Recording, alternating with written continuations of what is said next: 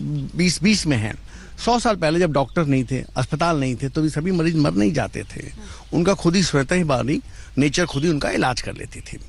आज की जो स्थिति आप बात कर रही हैं, उसका कारण यह है कि पिछले दिनों एक डाटा आया कि अगर 80-800 लोगों का हमने टेस्ट किया तो उसमें से केवल 25% जो थे उनमें वो थे, और ICMR की एक रिपोर्ट आई है कि 70 से 80% मरीज जो हैं एसिम्प्टोमेटिक हैं, जिनको सिम्टम कोरोना स्पेसिफिक नहीं है। वो सिम्टम्स हम ये नहीं कह सकते कि इस मरीज को कोरोना की ही बीमारी हो रही है।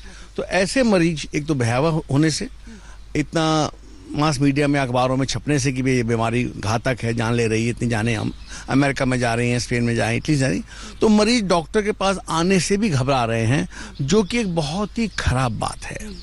यदि किसी को कोरोना है तो उसे ये भी समझना चाहिए, उसको सिम्टम हो ना हो, वो कैरियर है, वो और 10, 50, 100 लोगों को इफेक्ट कर सकता है। जिसको सिम्टम ही नहीं है वो कैसे जाने, मतलब क्या बिल्कुल सिम्टम नहीं या माइल्ड सिम्टम्स होते हैं? सिम्टम माइल्ड होते हैं, वीक सिम्टम होते हैं। मौसम बदल रहा है, हम लोग गर्मी की तरफ बढ़ रहे हैं, लेकिन बीच में बारिश हो रही है तो उतनी गर्मी भी नहीं पड़ रही है। ऐसे में कॉमन फ्लू होना, हल्का सा बुखार आना, बॉडी में मैलेज होना, वो सब चिड़चिड़ापन होना, वो सब कॉमन सिम्टम्स हैं, किसी भी बीमारी में हो सकते हैं।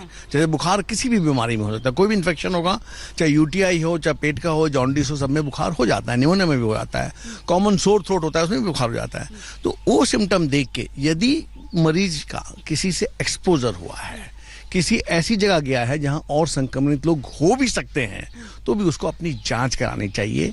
वो जांच अपने लिए नहीं करा रहा है, उस समाज के लिए, घर परिवार के लिए, कुटुंब के लिए, मोहल्ले के लिए, जिले के लिए, शहर के लिए करा रहा है, देश के लिए करा रहा है। तो ऐसे लोगों की जांच होना जरूरी है, क्योंकि अगर संक्रमित है, चाहे सिम्टम है चाहे सिम्टम नहीं है, उसको इलाज की जरूरत है। इलाज में जरूरी नहीं कि दवा हो, इंजेक्शन हो, ग्लूकोज नहीं, उसका इलाज में क्वारंटीन होना भी पहला स्टेप इलाज का है। आप खुद को भी बचाएं, अपने जनमानस को भी बचाएं, बंधु भाइयों को बचाएं, परिवार को बचाएं, समाज को बचाएं। तो इसलिए इलाज का जो पहला स्टेप है कि आपको जो संक्रमण हो गया, जिस व्यक्ति विशेष को, स्त्री को, बच्चे को, बूढ़े को हुआ है, वो अपने संक्रमण को और लोगों के पास ना जाने दे। ये भी पहला कदम इलाज का है, ये पहली जिम्मेदारी है। 80% एसिम्प्टोमेटिक हम कहते हैं, यानी सिम्टम्स नहीं, तो इसका तरीका क्या है फिर?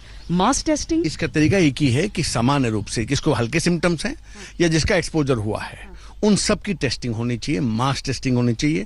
और बहुत अच्छी अच्छी रिपोर्टें आ रही हैं, क्विक टेस्टिंग आ रही है, क्विक चीपर टेस्टिंग आ रही है। भारत में एक संस्थान ने भी ऐसी किट बनाई है, हो सकता है 3 हफ्ते 4 हफ्ते में उसकी मशीन आ जाए। त्रिवेंद्रम से मशीन आ रही है, किटिंग आ रही है, तो शायद मास टेस्टिंग ही इसका एक प्रयास होगा। हमारे साथ इस